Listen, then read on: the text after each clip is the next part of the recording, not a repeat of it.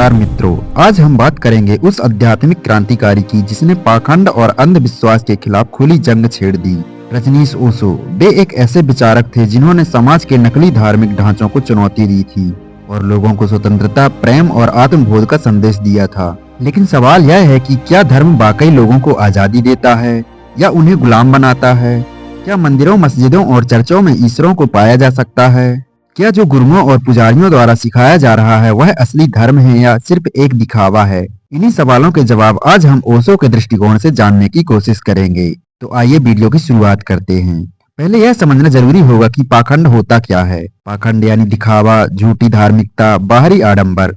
जब कोई व्यक्ति या संस्था धर्म के नाम पर लोगों को डरा कर उनके भोलेपन का फायदा उठाकर, तो वही पाखंड कहलाता है। ओशो ने पाखंड को इस तरह परिभाषित किया है कि अगर कोई तुम्हें कहे कि भगवान केवल उसके मंदिर, मस्जिद या चर्च में मिलेगा तो समझ लेना कि वह तुम्हें सबसे बड़ा धोखा दे रहा है। वे कहते थे कि सच्चा धर्म व्यक्ति की आत्मा में होता है, न कि किसी संगठन या किताब में। ओशो ने पाखंड के कुछ प्रमुख रूप भी बताए हैं, जिसमें से पहला था डर का व्यापार। धर्म के नाम पर नरक और स्वर्ग की कहानियां गढ़ी जाना, आडंबर और दिखावा, लंबे तिलक, बड़े मठ और आलीशान मंदिर, क्या ये वाकई ईश्वर की खोज है? धार्मिक भेदभाव। धर्म का उपयोग लड़ाई झगड़े और नफरत फैलाने के लिए किया जाता है। पैसों का खेल। भगवान के नाम पर चढ़ावा, महते, सत्संग, प्रवचन, क्या यह सच्चा अध्यात्म है? ओशो कहते थे धर्म अगर तुम्हें भयभीत कर रहा है तो वह धर्म नहीं, एक धोखा है। ओशो के अनुसार असली धर्म का मतलब होता है आत्मबोध। वे कहते हैं धर्म का संबंध मंदिर, मस्जिद, चर्च से नहीं बल्कि तुम्हारे भीतर की यात्रा से है। ओशो ने कुछ महत्वपूर्ण विचार भी प्रकट किए। उन्होंने बताया कि ईश्वर बाहर नहीं भीतर है। कोई गुरु, कोई पुजारी तुम्हें मोक्ष नहीं दिला सकता, वह तुम्हें सिर्फ गुलाम बना सकता है। धर्म का सही अर्थ है खुद को जानना, खुद को अनुभव करना। उन्होंने बताया कि अंधविश्वास और परंपराओं को आंख मूंद कर मानने से व्यक्ति मानसिक रूप से गुलाम बन जाता है। ओशो कहते थे जिस दिन तुमने सवाल पूछना बंद कर दिया उसी दिन तुम्हारी चेतना मर गई। ओशो ने धर्म के नाम पर फैलाए गए डर का विरोध किया था। धर्मों ने लोगों को नरक, स्वर्ग की, पाप पुण्य की कहानियों से डरा रखा था। ओशो कहते हैं भगवान को पाने के लिए डरो मत, प्रेम करो। डराया गया आदमी कभी मुक्त नहीं हो सकता। ओशो ने नकली धार्मिक गुरुओं की पोल खोली।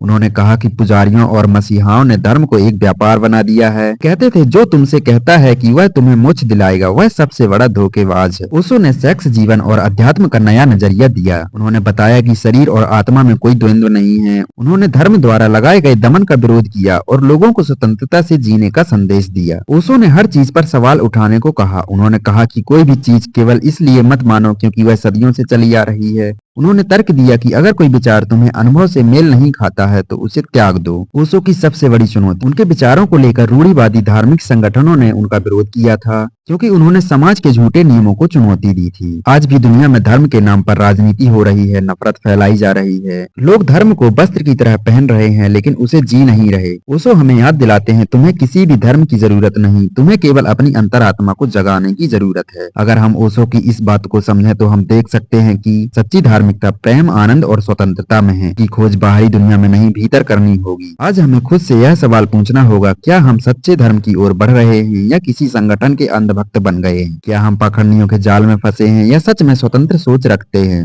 तो मित्रों, यह था ओशो का पाखंड के खिलाफ संदेश। अगर आपको यह वीडियो पसंद आया हो तो लाइक करें, शेयर करें और अपनी राय कमेंट में जरूर दें। और हाँ, चैनल को सब्सक्राइब करना ना भूलें ताकि ऐसे ही विचारशील वीडियो आप तक पहुंचते रहें। धन्यवाद। सत्य की खोज में बने रहें।